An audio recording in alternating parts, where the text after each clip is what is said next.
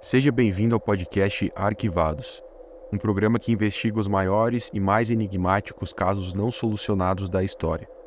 Hoje, vamos revisitar um dos assassinos em série mais famosos e perturbadores que já assombrou os Estados Unidos, o assassino do Zodíaco. Sua campanha de terror, que se estendeu de 1968 a 1969 na Califórnia, ainda intriga a polícia, especialistas e curiosos. Apesar da passagem de mais de 55 anos de seus crimes, o assassino nunca foi capturado, ou sequer teve sua identidade revelada. O Zodíaco foi responsável por uma série de ataques cruéis, meticulosamente planejados e realizados em áreas isoladas. Sua primeira investida confirmada ocorreu em 20 de dezembro de 1968, quando Betty Lou Jensen e David Faraday, um jovem casal em um encontro, foram brutalmente assassinados em um trecho escuro da Lake Herman Road, em Vallejo, Califórnia. Sem aviso, o casal foi emboscado em seu carro por tiros a queima-roupa. David morreu instantaneamente, enquanto Betty Lou tentou fugir, mas foi alcançada por 5 tiros nas costas. Menos de 7 meses depois, em 4 de julho de 1969, o Zodíaco atacou novamente. Dessa vez, foi outro jovem casal, Darlene Ferrin e Michael Magoo, que estava estacionado em um ponto de encontro popular em Blue Rock Springs. O assassino se aproximou com uma lanterna, como se fosse um policial, mas em vez de ajuda, ele disparou contra os dois repetidas vezes. Darlene não resistiu, mas Michael, contra todas as probabilidades, sobreviveu ao ataque, mesmo gravemente ferido, e foi capaz de fornecer uma descrição vaga do atirador, um homem branco, possivelmente em seus 30 anos. O modus operandi do Zodíaco começou a ficar claro. Ele escolhia locais isolados. Suas vítimas eram principalmente casais e seus métodos brutais variavam entre tiros e esfaqueamentos. Seu terceiro ataque foi em 27 de setembro de 1969, às margens do Lago Berryessa, um lugar tranquilo e cercado pela natureza. Dessa vez, o assassino abordou Brian Hartnell e Cecilia Shepard, que estavam fazendo um piquenique. O Zodíaco, vestindo uma máscara sinistra com um símbolo que mais tarde ficaria associado a ele, um círculo com uma cruz, amarrou o casal e os esfaqueou repetidas vezes. Cecilia morreu mais tarde no hospital, enquanto Brian, apesar de gravemente ferido, também conseguiu sobreviver.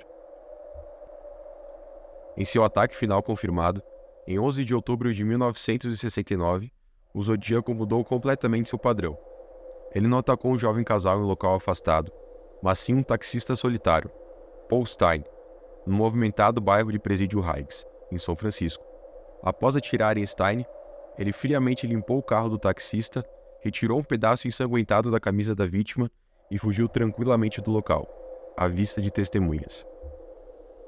Além dos assassinatos brutais, o Zodíaco se destacou pela forma como se comunicava com a polícia e com a imprensa. Ele enviava cartas carregadas de códigos cifrados e símbolos, desafiando as autoridades a decifrá-los. Um dos criptogramas foi decifrado por um casal de professores, revelando a mensagem perturbadora de que o Zodíaco matava por diversão e que suas vítimas se tornariam escravos no pós-vida. No entanto, muitos de seus outros códigos nunca foram totalmente desvendados. Com pelo menos 5 assassinatos confirmados, e possivelmente muitos mais, o Zodíaco desapareceu tão misteriosamente quando surgiu. Mas as perguntas permanecem. Quem era esse homem? Quantas vidas ele realmente tirou? Me acompanhe nessa série, onde iremos realizar uma investigação detalhada sobre cada suspeito do caso Zodíaco. Vamos investigar os mistérios, as teorias e os enigmas deixados por um dos maiores predadores da história criminal dos Estados Unidos.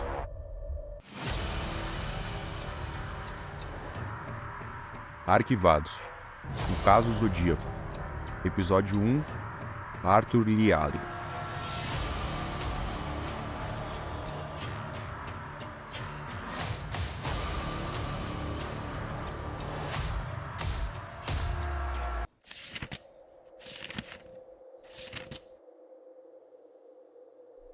Existem 2 tipos diferentes de evidências em uma investigação criminal. O tipo direto, que não deixa dúvidas sobre a culpa de uma pessoa, e o tipo indireto, um tipo de evidência muito mais complicado. Evidências circunstanciais não são prova direta, mas traça um mapa convincente de implicação e suspeita. À medida que as coincidências se acumulam, elas parecem menos como um mero acaso, e mais como uma teia que se fecha, envolvendo o indivíduo e fomentando uma convicção quase inabalável de que ele deve ser o autor do crime. Mas há um equilíbrio muito precário entre suspeita, certeza e a busca pela verdade. Encontrar esse equilíbrio é um caminho traiçoeiro. O assassino do Zodíaco provou ser uma figura perplexa, obtendo prazer com sua maldade enquanto continuava a percorrer as ruas. Ele zombava das autoridades, se vangloriando de seus crimes sem sofrer consequências. Quando o suspeito finalmente emergiu, um suspeito tão desesperadamente procurado, houve raios de esperança e um nível extraordinário de pressão sobre aqueles que estavam encarregados da caçada. No verão de 1971, surgiu um suspeito em potencial dentro da investigação do assassino do Zodíaco. Embora dezenas de pessoas já tivessem sido investigadas e questionadas, esse indivíduo era diferente. Desta vez, havia alguém no holofote, onde cada vez mais peças no quebra-cabeça pareciam se encaixar. À medida que a investigação sobre o homem crescia, a pergunta da mente de todas era a mesma. Seria este o Zodíaco? No dia 4 de julho de 1971, o Los Angeles Times publicou um artigo detalhando o ataque brutal. O agressor desconhecido havia atacado em um acampamento conhecido como Dog Bar, nas margens do rio Bear, perto de Auburn, na Califórnia. Um homem descrito como alto, com cerca de 1,80 m de altura, corpulento e com a linha de cabelo recuada, desencadeou um ataque surpresa e aleatório com uma faca de 45 centímetros. 2 pessoas foram mortas e 2 ficaram gravemente feridas. Um ataque que chocou a comunidade local. O artigo mencionou o assassino do Zodíaco, destacando as semelhanças nas descrições dos agressores. O detetive de homicídios não descartou a possibilidade chocante, reconhecendo que esse brutal agressor poderia ser o serial killer tratado neste podcast. No dia seguinte à publicação desse artigo, a polícia local em Huntington Beach, no sul da Califórnia, recebeu um telefonema inesperado. Sandy Panzarella, o empresário local, tinha algumas informações que achava que a polícia precisava saber. O detetive Amos ouviu enquanto Panzarella começava a explicar. Sandy e seu parceiro de negócios, Donald Cheney, nutriam preocupações profundas sobre um homem que haviam conhecido anos antes. A descrição do agressor no ataque ao acampamento, junto com a menção do assassino do Zodíaco, levou a dupla a entrar em contato com a polícia. Eles sentiram que era hora de a polícia saber o que eles sabiam. O indivíduo sobre o qual eles estavam falando era Arthur Lee Allen. Ele tinha 38 anos na época e morava em Vallejo, onde vivera toda a sua vida. Ele era frequentemente conhecido apenas por seu nome do meio, Lee. Donald Cheney visitara Allen em seu quarto no porão, no dia de Ano Novo. Allen fez algumas declarações perturbadoras que Cheney ignorou na época, não querendo acreditar que Allen pudesse estar falando sobre algo real. Agora, porém, ele estava com uma preocupação que não conseguia tirar da cabeça, que Arthur Lee Allen havia trazido suas visões à vida. Nas sombras da residência de Allen, no porão da casa de seus pais, Allen disse a Cheney sobre suas ideias para uma história. Nela, ele teria um personagem central que seria um serial killer. O assassino se concentraria em casais como suas vítimas, matando-os aleatoriamente em locais isolados de pontos de encontro de casais. Na história de Allen, o predador escaparia impune de seus crimes, zombando da polícia e enviando-lhes cartas sobre suas matanças. O nome que Allen queria dar a esse assassino fictício vem de um presente de Natal que sua mãe lhe deu. Esse presente foi um relógio de mergulho, Zodiac Sea Wolf. No mostrador do relógio havia um círculo com uma cruz no meio. Arthur Lee Allen disse a Cheney que queria chamar seu assassino de Zodiac, um nome que fez os detetives sentirem arrepios ao receberem todas essas informações. O agressor no acampamento do Dog foi identificado e capturado meses após o ataque. Não era o Zodíaco. Mas os paralelos entre a história de Allen e os detalhes contidos nela, quando comparados com a realidade dos assassinatos do Zodíaco, eram assustadoramente aterrorizantes. Os detetives informaram imediatamente os responsáveis pelo caso do Zodíaco, os detetives de homicídios do Departamento de Polícia de São Francisco, Bill Armstrong e Dave Toski, com o sargento Molanex do Departamento de Polícia de Vallejo também a bordo. Deram um novo foco ao caso de assassinatos do Zodíaco, Arthur Lee Allen. Bem, foi naquele dia de Ano Novo, quando tivemos essa conversa e nunca mais o vi depois disso. A primeira coisa que discutimos quando cheguei lá foi que ele me mostrou o relógio. Ele o tinha recebido no Natal, estava na caixa, com cartão e tudo mais. Ele me perguntou o que eu achava, se era um bom relógio. Ele dava a entender que talvez sua mãe tivesse enganado, lhe dado um relógio barato. Mas o relógio era um relógio Zodiac e tinha aquele pequeno símbolo no mostrador. Ele havia sido demitido de Valley Springs e sei que ele enviou muitos currículos para conseguir aquele emprego. Ele gostava de trabalhar lá, mas foi demitido e parecia que não ia mais lecionar. Eu estava preocupado com o que ele faria, então fui até lá para animá-lo e conversar sobre escolhas de carreira e coisas do tipo. Perguntei o que ele ia fazer e, em uma conversa, chegamos a um ponto em que ele falou sobre se tornar um criminoso profissional. Ele disse que não precisaria de um bom currículo para isso, que poderia fazê-lo de qualquer jeito. Disse que daria a si mesmo uma identidade, escreveria carta aos editores e teria um nome. Esse nome seria Zodiac. Comecei a pensar que talvez isso fosse algo que já fazia parte de sua história. Nascido em 1933, Allen foi criado em Vallejo e se candidatou ao Departamento de Polícia de Vallejo quando tinha 19 anos. Sua candidatura foi recusada, então ele voltou sua atenção para o serviço militar. Aos 24 anos, ele se alistou na Marinha dos Estados Unidos, mas foi uma carreira curta. Um ano depois de ter se alistado, foi acusado de perturbação da paz. As acusações contra Allen logo foram retiradas, mas isso marcou o fim de sua carreira naval. Mais tarde, naquele ano, ele foi desonrosamente dispensado do serviço e voltou para sua cidade natal. Arthur então decidiu seguir uma carreira no ensino e começou uma série de postos de trabalho como professor. Sua carreira começou a revelar sinais preocupantes. Dentro de um ano, ele foi demitido de sua posição na escola primária Travis, em Fairfield, que ficava a menos de 30 quilômetros de Vallejo. Os administradores escolares descobriram que ele tinha uma arma carregada em seu veículo. Foi nessa época que Allen conheceu Donald Cheney, depois de frequentar um curso de corridas de carro na área de Riverside. Ele visitou seu irmão, Ronald Allen, na Universidade Politécnica Estadual da Califórnia. Ronald dividiu uma casa com Cheney em Pomona, onde ficava a universidade, e foi assim que os três homens se conheceram pela primeira vez. Anos depois, parecia que o verdadeiro caráter de Arthur Lee Allen estava lutando para se manter escondido. As sombras sinistras ao redor tornaram-se mais escuras e inegavelmente ameaçadoras. Alegações de que ele molestou um jovem estudante terminaram com seu emprego na escola primária Valley Springs. Esses eventos acabaram com suas perspectivas de construir uma carreira no ensino. Poucos meses depois, Allen supostamente teve aquelas conversas com Donald Cheney, em seu quarto no porão. Cheney se mudou de Vallejo meses depois e nunca mais viu Allen. Quanto mais os investigadores examinavam o histórico de Arthur Allen, mais seu status de suspeito aumentava. Ele morava a apenas 24 quilômetros da estrada Lake Herman Road, onde Betty Lou Jensen e David Faraday foram assassinados em dezembro.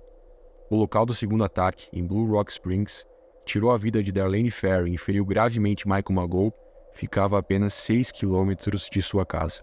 Em 6 de outubro de 1969, Arthur Lee Allen foi entrevistado pelo sargento Lynch do Departamento de Polícia de Vallejo. O sargento queria saber onde Allen estava no dia do ataque fatal do Zodíaco no Lago Berryessa.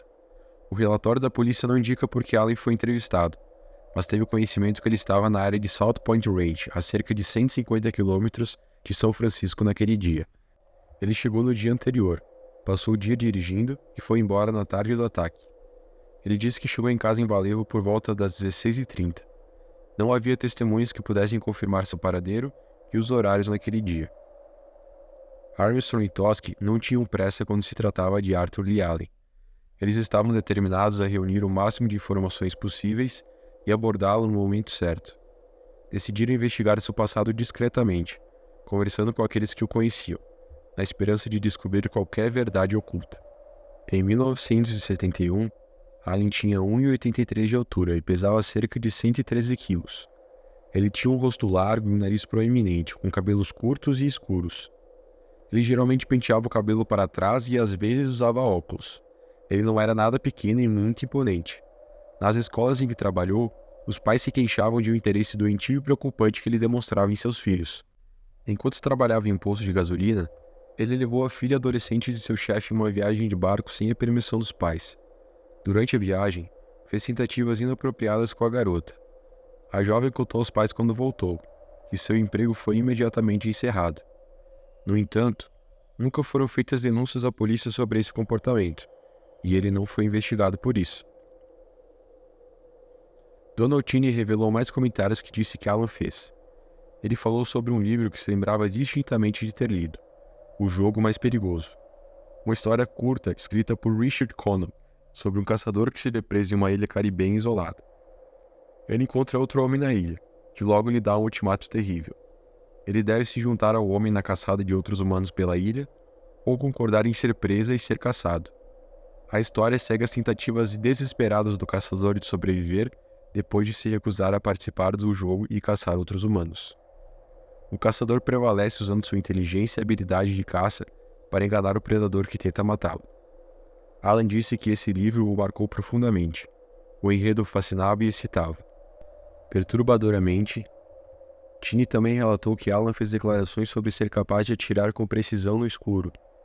Ele mencionou a prática de prender uma lanterna e uma pistola para garantir a pontaria mais precisa. Esse detalhe ressoou com os detetives. Eles tinham lido palavras desse tipo em outro lugar antes. Em uma carta do Zodíaco, confessando os assassinatos da estrada Lake Herman. Ele provocava a polícia por não tê-lo capturado e se gabava de como era capaz de ver no escuro para atingir e matar seus alvos.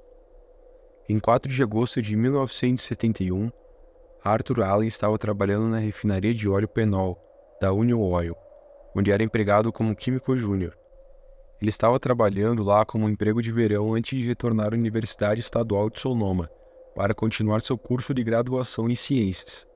Depois de perceber que não poderia mais trabalhar como professor, Alan decidiu voltar a estudar. Por todos os relatos, ele era um aluno brilhante. Naquela manhã, seu chefe o chamou em seu escritório. Esperando por ele estavam os detetives Armstrong e Tosk, e o sargento Jack Mulanex. Com o chefe fora do escritório para dar privacidade, o detetive Armstrong tomou a frente. Ele informou Alan que estavam investigando os assassinatos em série do Zodíaco, e haviam recebido informações que o preocupavam sobre declarações que ele supostamente fez. Ele não foi informado sobre quem era seu informante. Depois de resumir as informações que Donald Tini os havia contado, eles ouviram Arthur Allen negar ser o Zodíaco. Durante toda a entrevista, ele manteve a calma e se mostrou disposto a cooperar. Ele disse estar confuso com as informações que lhe foram apresentadas, afirmando que não se lembrava de ter tido qualquer conversa sobre esses tópicos com ninguém. Allen mencionou ter lido uma notícia inicial sobre os assassinatos do Zodíaco, mas afirmou que não tinha interesse no caso e, por isso, não o acompanhou. Allen respondeu às perguntas dos detetives, demonstrando estar feliz em ajudar e ansioso para limpar seu nome de qualquer suspeita. Em um relatório escrito pelo sargento Mulanex, foi registrado que Allen fez algumas declarações inesperadas e alarmantes naquela tarde. As 2 facas que estavam no meu carro e com o sangue veio de um frango que eu matei. Essa declaração não solicitada chamou a atenção de todos no escritório, deixando o ambiente em um clima de intriga e alerta. Posteriores verificações nos arquivos da polícia não conseguiram esclarecer o que Allen estava insinuando. Durante a entrevista, Allen também mencionou estar na área de Riverside na época em que Cherry Jo Bates foi assassinada. Isso poderia ser uma mera coincidência ou indicativo de algo mais sinistro. Não foi apenas o que Allen disse que chamou a atenção dos policiais. Em seu pulso estava um relógio de mergulho, o mesmo relógio que Donald Tini havia descrito. O nome Zodiac e o símbolo no relógio trouxeram à memória o símbolo que o assassino usava em suas cartas. E os dois eram assustadoramente semelhantes. Nos meses seguintes, os investigadores continuaram entrevistando pessoas próximas a Arthur Allen. As informações que obtiveram não eram nada agradáveis. Em algum momento entre os anos de 1965 e 1966, Allen começou a trabalhar no Distrito de Recreação de Vallejo, como salva-vidas e instrutor de trampolim. O chefe do departamento informou os detetives que teve de demitir Allen, devido a reclamações sobre seu comportamento em relação às crianças, um tema recorrente na vida de Arthur Allen. O supervisor-geral virou amigo de Allen naquela época.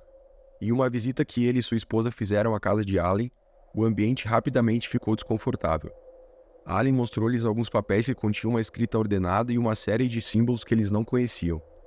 Quando questionado sobre o que eram aqueles símbolos, Allen não ficou muito feliz em dar mais detalhes, tornando o encontro inquietante, mas não único. Por volta do verão de 1969, a cunhada de Allen pediu ao supervisor que conversasse com ele sobre procurar ajuda psiquiátrica, devido ao interesse perturbador e perigoso de Allen por crianças. O supervisor aceitou o pedido, igualmente preocupado, mas a conversa com Allen não foi bem. Arthur demonstrou pouco interesse em procurar ajuda, e essa foi uma discussão que acabou com a amizade entre os dois. No mesmo dia em que os detetives de homicídio entrevistaram Allen na refinaria de petróleo, Eles também falaram com sua cunhada, Karen Allen. Ela relatou que a família havia recebido uma queixa sobre a interação de Allen com uma criança, o que os levou a incentivá-la a procurar ajuda. Quando soube que seu cunhado estava sendo investigado em relação ao caso do assassino do Zodíaco, ela ficou chocada. Karen acreditava que Allen precisava de ajuda, mas tinha dificuldade em aceitar a ideia de que ele poderia ser um assassino em série. Karen Allen forneceu aos detetives mais informações sobre a vida familiar de Allen. Ela explicou que o relacionamento entre Arthur e sua mãe era complicado. Allen expressava ódio por sua mãe, apesar de toda a generosidade dela ao longo de sua vida, pagando suas contas e despesas de vida. Na opinião de Karen, seu cunhado desprezava as mulheres. Em 1969, o sargento Ken Narlow, do Departamento de Polícia do Condado de Napa, foi designado para a cena do crime no Lago Berryessa. Ele continuou a trabalhar no caso Zodíaco e colaborou de perto com os detetives Armstrong e Tosk durante as investigações sobre Arthur Allen. Eu estava de folga quando o nome de Lee Allen surgiu como suspeito. Eu estava me recuperando de uma cirurgia. Você tem que seguir as evidências, como em um caso de lavagem de dinheiro. Você precisa seguir o dinheiro. Bem, em uma investigação criminal, você precisa seguir as evidências. Você não pode fazer o homem se encaixar nas evidências. Tem que fazer as evidências se encaixarem no homem. Embora ele certamente fosse um sujeito de interesse. Ele se encaixava na descrição física geral. Ele tinha histórico. Bom, eu nunca conheci o homem, mas ele tinha o instinto de um assassino. Não sei. Arthur Lee Allen era o suspeito mais viável até o momento para a equipe de investigação. À medida que o ano de 1972 se aproximava, eles continuaram investigando sua vida e seus movimentos. No entanto, estava se tornando cada vez mais claro que precisariam de muito mais para construir um caso sólido contra ele. As evidências circunstanciais em torno de Arthur Allen pareciam convincentes à primeira vista, mas faltava uma prova definitiva que pudesse estabelecer sua culpa nesses terríveis crimes. Embora a narrativa sugerisse algo suspeito, ela não trazia uma confirmação direta de qualquer ato ilícito por parte de Allen. Declarações de testemunhas que recordam conversas passadas estão sujeitas à falha da memória humana. Memórias podem ser distorcidas pelo tempo, sugestões e preconceitos pessoais. Novas informações podem se misturar a memórias existentes, criando uma versão híbrida dos eventos. Embora nem sempre seja uma tentativa deliberada de enganar, fabulações ou exageros podem ocorrer em nossa mente. A privacidade das conversas entre duas pessoas também pode permitir que alguém falsamente afirme ter tido uma conversa que, na verdade, nunca ocorreu. Uma das partes pode ter motivos para distorcer os fatos, o que pode desviar qualquer investigação criminal e ser incrivelmente difícil para os investigadores comprovarem. Não haviam motivos para duvidar dos relatos de Donald Cheney, e os oficiais que falaram diretamente com ele acreditavam no que ele estava dizendo. No entanto, Arthur Allen alegou que essas conversas nunca haviam ocorrido. Arthur Lee Allen estava sob suspeita de ser o rosto oculto e esquivo do assassino do Zodíaco. O desafio que agora se colocava diante dos detetives Armstrong e Tosk era encontrar qualquer evidência que pudesse provar um vínculo significativo entre Allen e os assassinatos cometidos por esse assassino. O Zodíaco manteve um silêncio inquietante desde julho de 1971. Suas cartas pararam de chegar, e suas alegações de múltiplas vítimas e novas ameaças cessaram. Os caçadores desse assassino esquivo concentraram sua atenção na investigação e desenvolvimento sobre Arthur Allen. Enquanto a investigação continuava, um aspecto crucial permanecia envolto em segredo. O nome de Arthur Lee Allen era mantido fora do conhecimento público. Com a intensificação das buscas por evidências concretas que ligassem Allen aos assassinatos do Zodíaco, os investigadores reconheceram a necessidade urgente de se aproximar mais dele. A rede estava se fechando em torno de um homem, e a esperança era de que, finalmente, o assassino que aterrorizou comunidades e devastou famílias fosse capturado e impedido de causar mais dor.